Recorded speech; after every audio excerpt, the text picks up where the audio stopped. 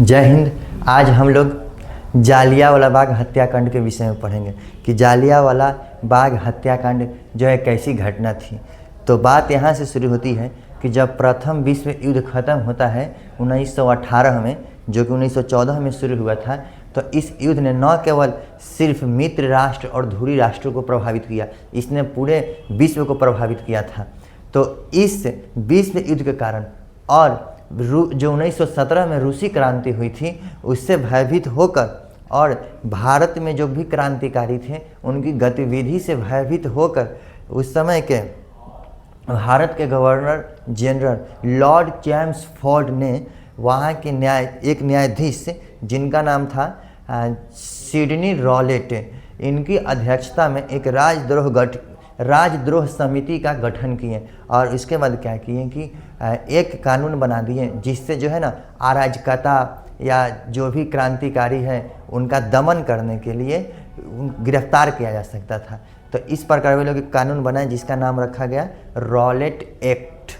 इस कानून के माध्यम से, इस एक्ट के माध्यम से किसी भी भारतीय क्रांतिकारी को या फिर किसी भी जो भारत में राष्ट्रवादी है उसको केवल शक के आधार पर गिरफ्तार किया जा सकता था और उसके बाद उस पर मुकदमा चलाकर उसे जेल में बंद कर दिया जा सकता था।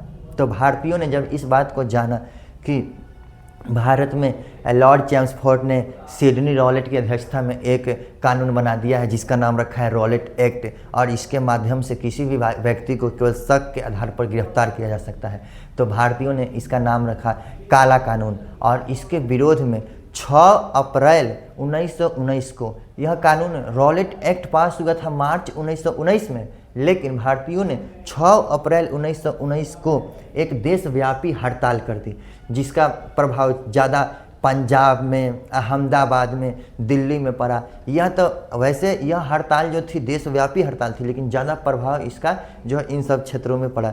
तो 6 अप्रैल 1919 को जब रॉलेट एक्ट के विरोध में पूरे देशव्यापी हड़ताल हो गई, तो उस समय पंजाब के 2 महान नेता, कौन कौन से महान नेता? एक महान नेता थे ये डॉक्टर सत्यपाल एवं दूसरे नेता थे किचलू। इनको जो है गिरफ्तार कर दिया गया। तो जब पंजाब में डॉक्टर सत्यपाल एवं किचलू को गिरफ्तार कर लिया गया, तो इनके गिरफ्तारी के विरोध में पंजाब के अमृतसर में एक बाग है, इसका नाम है जालियांवाला बाग। 13 अप्रैल 1919 को सभी लोग एक शांतिमय तरीका से जो है जनसभा का आयोजन किए और उसी दिन 13 अप्रैल 1919 को ही जो है बैसाखी मेले का अवसर था।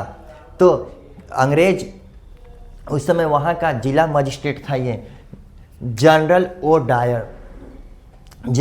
डायर को किसी ने सूचना दे दी कि जालियांवाला बाग में भारतीय जो है षड्यंत्र रच रहे हैं अंग्रेजी सत्ता के विरुद्ध। तो उसने अपने बख्तरबंद गाड़ी से आई और अपने सैनिकों से आया और लगभग 10 मिनट में 1600 चक्र यानी कि 1600 राउंड गोली चलाकर और निहत्थे लोगों की हत्या कर दी, जिसमें से हजारों लोग मर गए, सब लोग एक दूसरे को कुचल दिए, कितने लोग घायल हो गए।